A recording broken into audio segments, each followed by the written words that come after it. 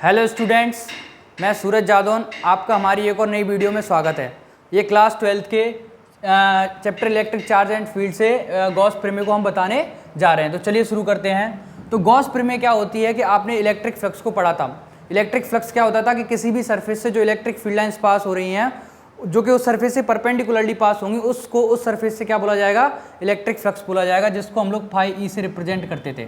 तो electric flux से ही related ये है कि अगर मान लो तुम्हारे पास कोई भी क्लोज सरफेस है, अब कैसा बंद पृष्ठ किसी भी आकार का हो सकता है, चूंकि हमने स्फीयर ले लिया है, तो वो जो बंद पृष्ठ है, उस बंद पृष्ठ से जितनी भी इलेक्ट्रिक फील्ड लाइंस आपसे क्या कर रही हैं? पास कर रही हैं, तो उस पृष्ठ का जो भी आपके पास में इलेक्ट्रिक फ्लक्स होगा, वो जो इलेक्ट्रिक फ्लक्स होगा उस सरफेस पर जो चार्ज है उसके 1/ε0 टाइम्स के बराबर होगा। जैसे मैं कहूँ कि जो इलेक्ट्रिक फ्लक्स आपके पास में जो होगा वो उस चार्ज के 1/ε0 टाइम्स के बराबर होगा। तो यहाँ से पाई बराबर आपके पास में क्या आ जाएगा? Q/ε0 आ जाएगा। अब जो भी ये पृष्ठ का बाहरी हिस्सा होता है उसको क्या बोला जाता है? गॉसियन सरफेस या गाउसियन पृष्ठ बोला जाता है। और ये हर एक बंद पृष्ठ का गाउसियन सरफेस जरूर होता है। तो चलिए जरा हम इसकी डेफिनेशन जान लेते हैं। इसकी डेफिनेशन क्या होगी? The total number of electric field lines, EFI लिख देता हूँ, EFL, electric field lines are passing normally through a close surface. और वो क्लोज सरफेस कैसी शेप में हो? किसी भी शेप में हो, इन एनी शेप। और कहाँ पे रखी हो? इलेक्ट्रिक फील्ड में हो, in electric field is equal to 1/ε0 times to the charge present या विद इन इट, कुछ भी लिख सकते हो, प्रेजेंट इन इट। तो यहाँ से क्या निकल के आता है? पाई बराबर Q/ε0। ठीक है, आपने एक और फॉर्मूला पढ़ा था पीछे, पाई बराबर E/A, E vector dot A vector बराबर EA cos थीटा, जो कि क्या होता था? इलेक्ट्रिक फ्लक्स का फॉर्मूला होता था। तो आप देखिए इसको हम लोग अब कैसे इस डेरिवेशन को करते हैं। तो ये आपके पास में डेफिनेशन हो गई, और हमें क्या प्रूफ करके लेके आना है? पाई ई बराबर Q/ε0 प्रूफ करके लाना है। तो देख पा रहे होगे जैसे कि आपके पास में एक स्फीयर है और इस स्फीयर के पास में एक चार्ज क्या है? Q है। तो मैं सबसे पहले ये बोलता हूँ कि इस +Q चार्ज के कारण इस पॉइंट P पर कुछ ना कुछ इलेक्ट्रिक फील्ड इंटेंसिटी होगी, क्योंकि ये तो एक गॉसियन सरफेस है। तो द इलेक्ट्रिक फील्ड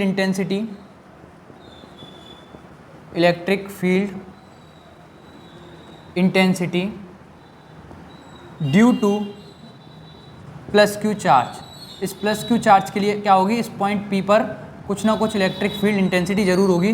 तो आपने 1 पॉइंट चार्ज के कारण इलेक्ट्रिक फील्ड इंटेंसिटी का फॉर्मूला पढ़ा था, E = 1/4πε0 Q/r²। तो वो इलेक्ट्रिक फील्ड इंटेंसिटी आपके पास में क्या है? E बराबर 1/4πε0 Q/r²। चूँकि आप देख पा रहे हो +Q चार्ज है, तो इससे इलेक्ट्रिक फील्ड लाइंस कैसे निकल रही होंगी? रेडियली आउटवर्ड निकल रही होंगी, बाहर की ओर निकल रही होंगी। तो इस चार्ज के कारण जो इस पॉइंट पर जो डायरेक्शन होगी वो क्या होगी? अलोंग OP वेक्टर क्या होगी? इसके आपके पास में डायरेक्शन होगी। ओके, तो देखिए सबसे पहले अब इलेक्ट्रिक फील्ड लाइंस तो नॉर्मली सारी सरफेस से पास कर रही होंगी। तो मैंने क्या बोला कि इस सरफेस के कारण जो आपके पास में एरिया वेक्टर होगा वो क्या है? DS है। तो सबसे पहले मैं क्या करता हूँ, इस छोटे से टाइनी एलिमेंट DS के कारण आपके लिए इलेक्ट्रिक फ्लक्स निकाल लेता हूँ। तो DS के कारण जो इलेक्ट्रिक फ्लक्स निकालोगे वो आपके पास में क्या होगा? d∅e होगा ना। अगर छोटे एलिमेंट के कारण निकालोगे तो इलेक्ट्रिक फ्लक्स भी कैसा होगा? कम होगा आपके पास में। तो आप देख पाओगे कि area vector and electric field कैसी डायरेक्शन में होगी? जो इसके कारण जो एरिया वेक्टर होगा और जो इलेक्ट्रिक फील्ड लाइंस निकलेंगी वो उनकी डायरेक्शन कैसी होगी? सेम होगी। तभी आप ये कह पाओगे कि जो इलेक्ट्रिक फ्लक्स होगा वो सबसे अधिकतम होगा उस कंडीशन में, जब वो सेम डायरेक्शन में होगा जो एरिया वेक्टर। तो हम कहते हैं कि area vector and electric field are in same direction. और एरिया वेक्टर आपने क्या माना है? DS माना है छोटे के लिए, यहाँ पर same direction. So electric flux, तो आप देख पाओगे कि हम लोग क्या निकालेंगे? d∅e निकालेंगे आप, E vector dot DS vector. ठीक है, तो इस बात को मैं क्या लिख सकता हूँ कि E ds cos थीटा, आपने क्या पढ़ा है? फॉर्मूला पढ़ा है। चूँकि ये सेम डायरेक्शन में है तो यहाँ से cos थीटा, cos 0 की वैल्यू 1 हो जाएगी, तो आपके पास में ये क्या आ जाएगा? E ds आ जाएगा। E की वैल्यू इस इक्वेशन से उठा करके इस इक्वेशन में पुट कर दीजिए, तब आप देख पाओगे ओके, जो आपके पास में डी फाई ई की वैल्यू निकल करके आई है वो क्या निकल करके आई है 1/4πε0 Q/r² इंटू डी एस। ये आपके पास में इक्वेशन नंबर 3 हो गई। अब क्या कीजिए, अब आपने जो ये इस छोटे से एलिमेंट के कारण, छोटे से एरिया वेक्टर के कारण जो आपने इलेक्ट्रिक फ्लक्स निकाला है, आप क्या कीजिए इस पूरी सरफेस के कारण इलेक्ट्रिक फ्लक्स निकाल लीजिए। तो हम क्या कर देंगे, इसको इंटीग्रेट कर देंगे, तब आप देख पाओगे कि डी फाई ना रहते हुए क्या रह जाएगा, वो आपके पास में फाई ही रह जाएगा। तो चलिए देखिए किस तरीके से हमने आगे किया है इसको। तो आप देख पाओगे कि डी फाई ई को हम लोग क्या करते हैं, इंटीग्रेट करते हैं। तो सम ऑफ इंटीग्रेशन का ये निशान लगाया, तो आप देख पाओगे 1/4πε0 Q/r² इंटू डी एस। ये किसके बराबर हो जाएगा आपके पास में, फाई के इक्वल हो जाएगा। तो जो इसकी फैमिली का नहीं उसको निकाल लीजिए 1/4πε0 Q/r² और इस डी एस। डी एस क्या बता रहा है, इस पूरे सरफेस का क्या बताएगा आपके पास में, एरिया बताएगा। तो total surface of sphere, total surface area of sphere क्या होता है, सारे लोग जानते होंगे। और ये कैसी सरफेस है, गॉसियन सरफेस है। Total surface area of sphere होता है 4πr², चूँकि इसकी रेडियस कितनी है, r है। तो आप देख पाओगे कि इस 4π से 4π कैंसिल हो गया, इस r² से ये r² कैंसिल हो गया। तो आप देख पाओगे कि पाई बराबर आपके पास में क्या फॉर्मूला निकल के आया है, Q/ε0। यही हमको क्या करना था, प्रूफ करना था कि जो टोटल इलेक्ट्रिक फ्लक्स है वो उस चार्ज के 1/ε0 टाइम्स के क्या होता है, इक्वल होता है। ओके, और इस ε0 को परमिटिविटी ऑफ फ्री स्पेस बोला जाता है, जिसकी वैल्यू क्या होती है आपके पास में 8.85 × 10⁻⁻12 कूलम स्क्वायर पर न्यूटन इंटू मीटर स्क्वायर, इसकी आपके पास में क्या होती है, वैल्यू होती है। और यह जो आपके पास में जो इलेक्ट्रिक फ्लक्स होगा या जो गॉस लॉ अप्लाई होगी, वो किसी भी क्लोज सरफेस के लिए क्या हो सकती है, एप्लीकेबल हो सकती है। और हाँ, अब यदि सरफेस के पास कोई चार्ज ना हो, तो अगर कोई चार्ज नहीं होगा सरफेस के पास में, तब उस जगह पर इससे कोई इलेक्ट्रिक फील्ड लाइंस पास नहीं होंगी, उस केस में उस सरफेस का क्या होगा, इलेक्ट्रिक फ्लक्स 0 होगा। ठीक है, अगर मैं बोल दूं किसी सरफेस है आपके पास में, उससे n नंबर ऑफ चार्जेस क्या हो रहे हैं, उस पर n नंबर ऑफ चार्जेस रखें, Q1 Q2 Q3 Q4 Q5 Qn, तब उसका द्वारा इलेक्ट्रिक फ्लक्स क्या हो जाएगा, तब उसके लिए इलेक्ट्रिक फ्लक्स आपके पास में हो जाएगा पाई बराबर 1/ε0 सिग्मा Q। ये सब क्या लिख जाएंगे, जोड़ करके लिख जाएंगे Q1 + Q2 + Q3 ... Qn/ε0। तो इस तरीके से आप इनको क्या कर दोगे, लिख दोगे। ओके, तो आपके पास दो इलेक्ट्रिक फ्लक्स निकालने के लिए दो फॉर्मूले हो गए। एक पढ़ा था आपने पाई ई बराबर ई cos थीटा पढ़ा था। अब एक आपके पास में क्या हो गया, पाई बराबर ई पढ़ा था, ये जब अधिकतम इलेक्ट्रिक फ्लक्स होगा। और एक क्या पढ़ा है, पाई बराबर Q/ε0। ओके, तो ये आपके पास में दो फॉर्मूले हो जाते हैं। ठीक है, तो चलिए हम थोड़ा सा आगे बढ़ते हैं और आगे बढ़ करके ये जानते हैं कि आपके पास में इस गॉस प्रमेय की सहायता से क्या आप कूलम्स इनवर्स स्क्वायर लॉ निकाल सकते हो, क्या इलेक्ट्रिक फील्ड इंटेंसिटी फाइंड कर सकते हो, क्या आप वो चीज़ें फाइंड कर सकते हो क्या। तो चलिए उनको हम लोग करने का प्रयास करते हैं। तो देखिए भाई, जिसको हम लोग क्या बोलते हैं, एप्लीकेशंस ऑफ गॉस लॉ, क्या बोला जाता है इनको, एप्लीकेशंस ऑफ गॉस लॉ। तो मैंने बोला यार मेरे पास कोई एक पॉइंट है, इस पर इलेक्ट्रिक फील्ड ये रखा है। ठीक है, तो सबसे पहले देखिए हम इससे क्या निकालते हैं, Coulomb's inverse square law with the help of Gauss प्रमेय। तो देख पा रहे होगे। ठीक है, तो सबसे पहले देख पा रहे होगे कि इस चार्ज के कारण जो इलेक्ट्रिक फील्ड इंटेंसिटी है पी पर, वो क्या आएगी, तो electric field intensity due two plus Q charge